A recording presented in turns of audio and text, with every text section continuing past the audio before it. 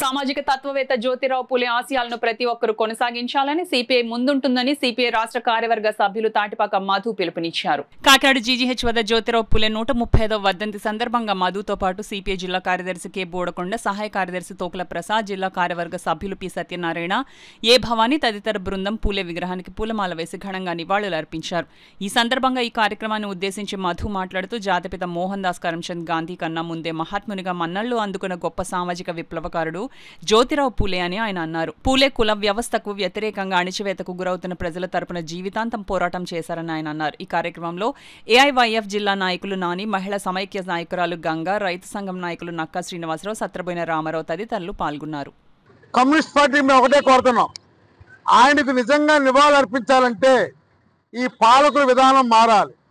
ఎందుకంటే ఆయన కోరిన లక్ష్యాలు రాకపోగా ఈరోజు కులం మతం మరింత తీవ్రంగా ఎక్కువైపోయింది.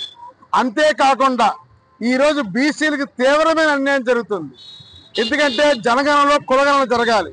ఇప్పటి వరకు దేశంలో అన్ని వర్గాల వారు వాళ్ళ ఓటు శాతం ఉంది, కానీ బీసీలకు మాత్రం ఇంతమంది లెక్కలేదు.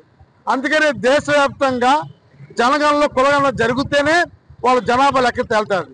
మరో పక్క తెలంగాణ ప్రభుత్వం 2 పార్లమెంట్ శాసన మండలి ఎన్నికల్లో వాళ్ళు బిల్లు చేశారు. అలాగే ఆంధ్రప్రదేశ్ కూడా చేయాలి.